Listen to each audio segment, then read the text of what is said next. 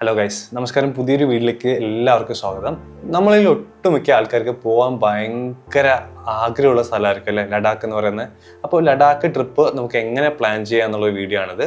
ഇത് കുറച്ച് ലെങ്ത് കൂടാനുള്ള ചാൻസസ് ഉണ്ട്. So stay tuned. സോ നിങ്ങൾ ഈ ചാനലിൽ ആദ്യമായിട്ടാണെങ്കിൽ പ്ലീസ് ടു സബ്സ്ക്രൈബ്. അതൊരു വലിയൊരു മോട്ടിവേഷൻ ആവും എനിക്ക് കൂടുതൽ വീഡിയോസ് ചെയ്യാൻ. Let's get into the video. അപ്പോൾ കേരളത്തിൽ നിന്ന് നമുക്ക് ലഡാക്കിലേക്ക് എങ്ങനെ എത്താൻ നോക്കാം. ബഡ്ജറ്റ് ഫ്രണ്ട്ലി ആയിട്ട് പോകാനാണെങ്കിൽ നമുക്ക് ഇവിടെ നിന്ന് ഡൽഹിയിലേക്ക് ചെല്ലാം ട്രെയിനിൽ.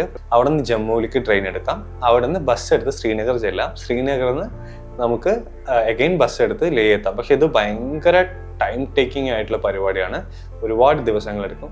2 ദിവസം ഡൽഹി എത്താൻ വേണം, അവിടെ നിന്ന് 1 ദിവസം ശ്രീനഗർ എത്താൻ വേണം, വീണ്ടും അവിടെ ഒരു 1.5 ദിവസം ലേ എത്താൻ വേണം.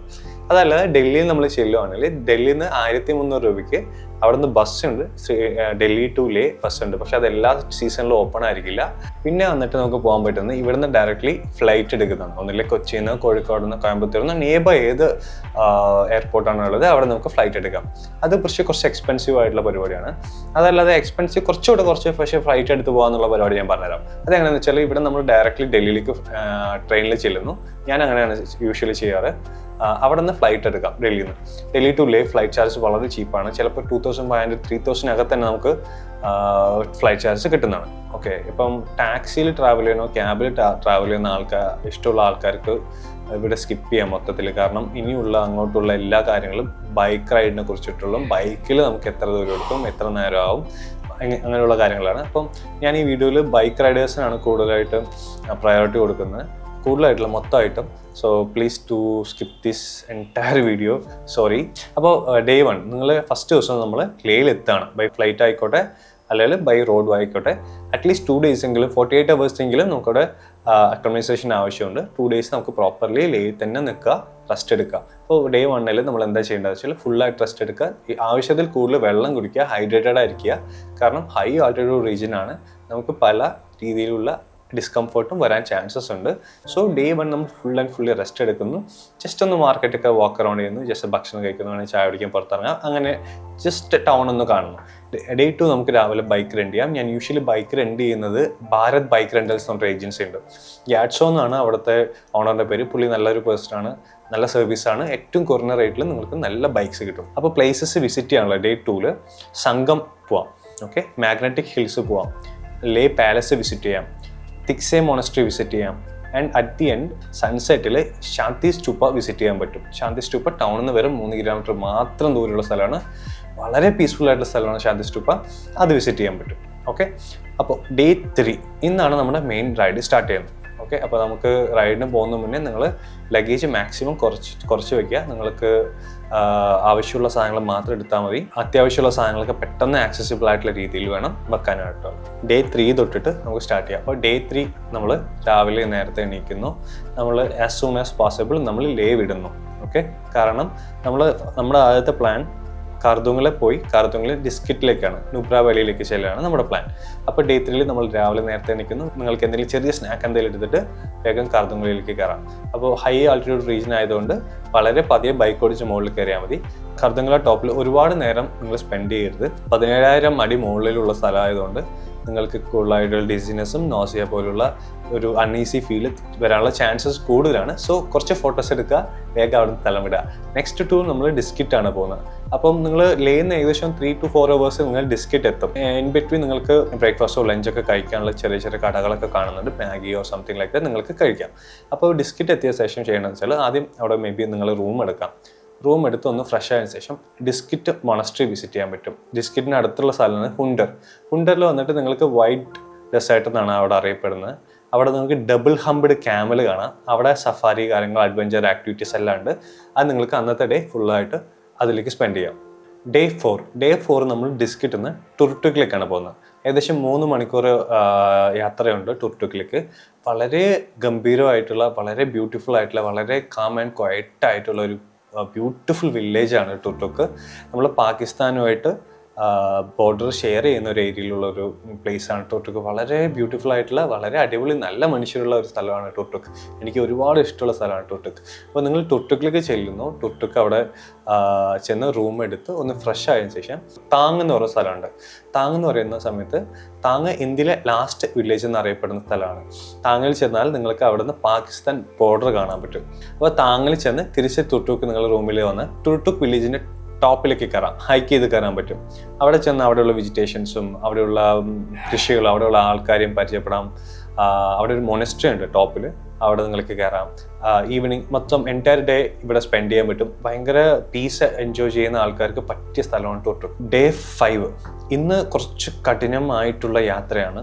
ടുർട്ടുക്കിൽ നിന്നും ഡുർബുക്കിലേക്കുള്ള യാത്രയാണ്. ഓക്കെ, ഇത് കുറച്ച് ഹെക്ടിക് ആയിട്ടുള്ള യാത്രയാണ്. 5 to 6 hours ഒക്കെ നമുക്ക് മോസ്റ്റ്ലി ആവശ്യം വരും. കാരണം റോഡ് ഡിസ്കറ്റ് കഴിഞ്ഞ് കുറച്ച് കഴിഞ്ഞതും റോഡ് കുറച്ച് ഭയങ്കര മോശമാണ്. റോഡ് ഇല്ലയെന്ന് തന്നെ പറയാം. ഓക്കെ, ഇപ്പോൾ പാങ്ങോങ്ങിന് അടുത്തുള്ള സ്ഥലമാണ് ഡുർബുക്ക്. അപ്പോൾ നമ്മൾ ഡുർബുക്കിൽ ഇപ്പോൾ ഒന്ന് സ്റ്റേ ചെയ്യാം, അല്ലെങ്കിൽ ഡുർബുക്ക് അല്ലെങ്കിൽ ടാങ്സ്റ്റേ എന്നുള്ള സ്ഥലമുണ്ട്, അവിടെയും സ്റ്റേ ചെയ്യാം. ഈ 2 പ്ലേസിൽ നിങ്ങൾക്ക് ഏതാണോ പോസിബിൾ ആയിട്ടുള്ള അല്ലെങ്കിൽ ഫീസിബിൾ ആയിട്ടുള്ള പ്ലേസ് കിട്ടുന്നത് നിങ്ങൾക്ക് അവിടെ സ്റ്റേ ചെയ്യാൻ പറ്റും. അപ്പോൾ ഇത് ഭയങ്കര കഠിനമായിട്ടുള്ള റോഡാണ്. ഭയങ്കര എന്താ പറയുക, റോഡ് ഇല്ല. അപ്പം നിങ്ങൾ ഒന്ന് മെൻ്റലി പ്രിപ്പയർ ചെയ്തിട്ട് വേണം പോകാൻ. ഇത്രയും നിങ്ങൾ കഴിഞ്ഞ 2 ദിവസങ്ങളിൽ 3 ദിവസങ്ങളിൽ നിങ്ങൾ കണ്ട റോഡായിരിക്കില്ല ഈ ഡുർബുക്കിലേക്കുള്ള വഴി. ഓക്കെ, അന്ന് നിങ്ങൾ ഡുർബുക്ക് എത്തുന്നു. ഡുർബുക്കിൽ സമാധാനത്തിലിരിക്കുന്നു. നല്ല പ്ലേസാണ്. നിങ്ങൾ പോകുന്ന സമയം ഒരു സെപ്റ്റംബർ എൻഡ് ഒക്ടോബർ ഫസ്റ്റ് വീക്കൊക്കെ ആണെങ്കിൽ ഡുർബുക്കിന് ചുറ്റുമുള്ള മലകളുടെ മുകളിലൊക്കെ സ്നോ വന്ന് ഇങ്ങനെ നിൽക്കുന്ന കാണാം. നല്ല രസമുള്ള സ്ഥലമാണ് ഡുർബുക്ക്. അപ്പം നെക്സ്റ്റ് ഡേ 6ാമത്തെ ദിവസം ഡേ 6 യൂഷ്വലി എന്താ ചെയ്യുന്നത് വെച്ചാൽ ഡുർബുക്കിൽ നിന്ന് നേരെ പാങ്ങോങ് വിസിറ്റ് ചെയ്യുന്നു. പാങ്ങോങ് ലേക്ക് വ്യൂ പോയിന്റ് ഉണ്ട്. വ്യൂ പോയിന്റിന് അപ്പുറം സ്പാങ്മിക്ക്, മെറാക്ക് ആൻഡ് മാൻ 3 വില്ലേജുകളാണുള്ളത്. നിങ്ങൾക്ക് വേണമെങ്കിൽ ഈ 3 വില്ലേജുകൾ വിസിറ്റ് ചെയ്തിട്ട് തിരിച്ച് ലേയിലേക്ക് അന്ന് മടങ്ങാം. ഇതാണ് എല്ലാവരും ചെയ്യുന്ന നോർമൽ സർക്യൂട്ട്. അപ്പം ഈ സർക്യൂട്ട് ഫിനിഷ് ചെയ്യാം. അതല്ല എന്നുണ്ടെങ്കിൽ നിങ്ങൾക്ക് എന്ത് ചെയ്യാന്ന് വെച്ചാൽ നമ്മൾ ഡുർബുക്കിൽ നിന്ന് രാവിലെ സ്റ്റാർട്ട് ചെയ്യുന്നു.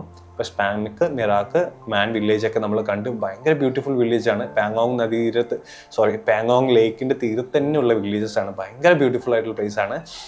ഇതൊക്കെ കണ്ടിട്ട് നമുക്ക് മെല്ലെ നോമിയിലേക്ക് പോവാം. കാരണം നമുക്ക് നോമിയിലാണ് പെട്രോൾ പമ്പ് ഉള്ളത്. ഓക്കെ, നമ്മൾ ഡുർബുക്ക് കഴിഞ്ഞാൽ പിന്നെ നോമിയിലാണ് പെട്രോൾ പമ്പ് ഉള്ളത്. അപ്പം നോമിയിലേക്ക് ചെല്ലാം. നോമിയിൽ റൂം എടുക്കുന്നു. അന്ന് നോമ സ്റ്റേ ചെയ്യുന്നു. പെട്രോൾ എല്ലാം ഫില്ല് ചെയ്ത് വെക്കുന്നു. നോമിൽ സ്റ്റേ ചെയ്യുന്നു. ഓക്കെ, അതിനുശേഷം പിറ്റേ ദിവസം രാവിലെ 7th ഡേ നമ്മൾ ലോകത്തിലെ ഏറ്റവും ദൂരം കൂടിയ മോട്ടറബിൾ പാസ് കയറാൻ പോവുകയാണ്. അപ്പോൾ ഇതിലേക്ക് 2 വഴികളുണ്ട്. ഒന്ന് ദെംചോക്ക് എന്നുള്ള സ്ഥലമുണ്ട്. ദെംചോക്ക് എന്ന് വെച്ചാൽ ചൈന ബോർഡറാണ്. LOC ആണ്. ആക്ച്വലി ഒരു റിവറിന് അപ്പുറം ചൈനയാണ്. നമുക്ക് കാണാൻ പറ്റും. ദെംചോക്ക് വഴിയും പോവാം, ഹാൻലെ വഴിയും പോകാൻ പറ്റും. പക്ഷേ ഞാൻ നിങ്ങളെ ദെംചോക്കിലേക്ക് വിടില്ല. കാരണം ഭയങ്കര ടഫ് ടെറൈനാണ്. അതും ഈ നോമ കഴിഞ്ഞ് ലോമ എത്തും. ലോമ ബ്രിഡ്ജ് ഉണ്ട്. ലോമ ബ്രിഡ്ജ് കഴിഞ്ഞ് ലെഫ്റ്റിലേക്ക് ഒരു വഴി വരും. അതിൽ ഡുങ്ടി എന്ന് പറയും. ഡുങ്ടി വഴിയാണ് ഈ ദെംചോക്കിലേക്ക് പോകേണ്ടത്. പക്ഷേ അത് ഭയങ്കര ടഫായിട്ടുള്ള ടെറൈൻ ആയതുകൊണ്ട് നിങ്ങൾ ഡയറക്റ്റ്ലി ഹാനിലേക്ക് ചെല്ലുക. ഹാനിലെ ആക്ച്വലി സ്റ്റാർ ഗേസിങ്ങിൻ്റെ ഒരു മെയിൻ ആയിട്ടുള്ള ഒരു പ്ലേസ് ആണ്. സ്റ്റാർ ഗേസിങ്ങിൻ്റെ ഒരു മെയിൻ ആയിട്ടുള്ള പ്ലേസ് ആണ് ഹാനിലെ. അപ്പോൾ നിങ്ങൾ ഹാനിലയിലേക്ക് ചെന്നിട്ട് ഹാനിലയിൽ ഒരു റൂം എടുക്കുക. നിങ്ങൾ മാക്സിമം അത് വീക്കെൻഡ്സ് ആവാതെ സൂക്ഷിക്കുക. വീക്കെൻഡ്സിൽ പോകുന്ന സമയത്ത് ഹാനിലയിൽ റൂം റേറ്റ്സ് ഡബിളും ട്രിപ്പിളും ആവാനുള്ള ചാൻസസ് ഉണ്ട്. അതുപോലെ തന്നെ റൂം കിട്ടാനുള്ള ചാൻസസ് വളരെ കുറവാണ് വീക്കെൻഡ്സിൽ. സോ വീക്ക് ഡേയ്സിൽ പോവുക. നല്ല ചീപ്പായിട്ട് തന്നെ നിങ്ങൾക്ക് റൂം കിട്ടും. ചെറിയ കുഞ്ഞ് വില്ലേജാണ്. അവിടെ ഒരു ചെറിയ കുന്നിൻ്റെ മുകളിൽ ഒരു സ്റ്റാർ ഗേസിങ്ങിന് ഉള്ളൊരു അവിടെ ഒരു ചെറിയൊരു ബാംഗ്ലൂരിൽ നിന്ന് ഓപ്പറേറ്റ് ചെയ്യുന്ന ഒരു ലബോറട്ടറി ഉണ്ട്. ലബോറട്ടറി അല്ല, അതിൻ്റെ പേര് ഞാൻ മറന്നുപോയി. ഈ സാധനം മറ്റേ ഈ സ്റ്റാറൊക്കെ നിരീക്ഷിക്കുന്ന സംഭവം. ഓക്കെ, നിങ്ങൾക്ക് അവിടേക്ക് വിസിറ്റ് ചെയ്യാൻ പറ്റും. രാവിലെ 10:30 എന്തോ തുറക്കുന്നത്. ഓക്കെ, നിങ്ങൾ അവിടെ അന്ന് വിസിറ്റ് ചെയ്തില്ലെങ്കിലും കുഴപ്പമില്ല. ഹാനിലെത്തി റൂം എടുത്തുനിന്ന് ഫ്രഷ് ആയതിനു ശേഷം നേരെ നിങ്ങൾ ഉമ്ലിയിലേക്ക് വിട്ടോ. 72 കിലോമീറ്റർ 74 കിലോമീറ്റർ എന്താണുള്ളത്. 3-3.5 മണിക്കൂർ എടുക്കും. ഫൊട്ടീലെ വഴിയാണ് പോകേണ്ടത്. നല്ല ടൈം എടുത്ത് പതിയെ ചെന്നാൽ മതി. ഉമ്ലിയിലെ ലോകത്തെ ഏറ്റവും ഉയരം കൂടിയ മോട്ടറബിൾ പാസ്സാണ്. അവിടെ ചെന്നിട്ട് നമുക്ക് നിൽക്കുന്ന സമയത്ത് ഭയങ്കര അടിപൊളി ഫീലാണ്. അത് നിങ്ങൾ അവിടെ ചെല്ലുമ്പോഴേ അറിയത്തുള്ളൂ. എന്താ പറയുക, ഈ റൈഡ് നമ്മൾ അവിടെ എത്തുമ്പോൾ നമുക്കൊരു ഒരു പ്രത്യേകതരം ഫീലാണ് കേട്ടോ. അപ്പോൾ ഉംലിംഗിൽ നിന്ന് നമുക്ക് വേണമെങ്കിൽ ദെംചോക്ക്, ഞാൻ ഓൾറെഡി പറഞ്ഞ സ്ഥലം ദെംചോക്കിലേക്ക് പോകാൻ പറ്റും. അവിടെ നിന്ന് കുറച്ച് ദൂരമേ ഉള്ളൂ. അവിടെ നിങ്ങൾ ദെംചോക്ക് പോയി വിസിറ്റ് ചെയ്തിട്ട് തിരിച്ച് ഉംലിംഗിലെ വഴി തന്നെ കയറാം. ഓക്കെ, ഹാൻഡ്ലിലേക്ക്. അന്ന് ഹാൻഡ്ലേ വന്ന് സ്റ്റേ ചെയ്ത് അന്ന് രാത്രി ഹാൻഡ്ലേ ഒരു 8 മണി 7 മണി 8 മണി 9 മണിയൊക്കെ ആകുന്ന സമയത്ത് ഫുഡൊക്കെ കഴിച്ച് പതിയെ ഒന്ന് പുറത്തിറങ്ങി ആകാശത്ത് നിങ്ങൾ നോക്കിയാൽ നക്ഷത്രങ്ങളൊക്കെ നമ്മുടെ ബെയർ ഐസ്, ജസ്റ്റ് നമ്മൾ ഒരു ഇതുമില്ലാതെ നമ്മുടെ ബെയർ ഐസിൽ നമുക്ക് കാണാൻ പറ്റും. അത്രയും അൺപൊല്യൂട്ടഡ് ആയിട്ടുള്ള എയർ, ഭയങ്കര ക്ലിയർ ആയിട്ടുള്ള സ്ഥലമാണ് ഹാൻഡ്ലേ. നമുക്ക് അതൊക്കെ ഭയങ്കരമായിട്ട് എൻജോയ് ചെയ്യാൻ പറ്റും. ഭയങ്കര പീസ്ഫുൾ ആയിട്ടുള്ളൊരു പരിപാടിയാണ്. ലാസ്റ്റ് ഡേ നമ്മുടെ 8ാമത്തെ ദിവസം ലേയിലേക്ക്, ഹാൻഡ്ലേയിൽ നിന്ന് പതിയെ ലേയിലേക്ക് ചെല്ലാം. അന്ന് ഈവനിങ് ആകുമ്പോഴത്തേക്കും നിങ്ങൾ ലേ എത്തി ബൈക്ക് തിരിച്ചു കൊടുത്ത് നിങ്ങൾ തിരിച്ച് റൂമിൽ ചെന്ന് ഫുൾ റെസ്റ്റ് ചെയ്യുക. 9th day flight to Delhi, then to Kerala. So ഇതാണ് ഒരു നോർമൽ ഐറ്റിനറി. ഇതല്ലാതെ വേറെ ഒരുപാട് സ്ഥലങ്ങൾ ലേയിൽ കാണാനുണ്ട്. സോമോരി, അതുപോലെ തന്നെ വേറെ കുറേ വില്ലേജസ് ലേയിൽ കാണാനുണ്ട്. ലഡാക്ക് എന്ന് പറയുന്ന സ്ഥലത്ത്, ലഡാക്ക് എന്ന് പറയുന്ന ഒരുപാട് വലിയൊരു സ്ഥലമാണ്. ഇത് കണ്ടു തീരാൻ ഒരുപാട് സമയമെടുക്കും. അപ്പോൾ കൂടുതൽ ഞാൻ ഇതുപോലുള്ള വീഡിയോസ് ഞാൻ ഇടുന്നതായിരിക്കും. പിന്നെ ലഡാക്ക് പോകുന്ന ആൾക്കാർക്കുള്ള മെയിൻ കുറച്ച് കാര്യങ്ങൾ ഞാൻ പറഞ്ഞുതരാം.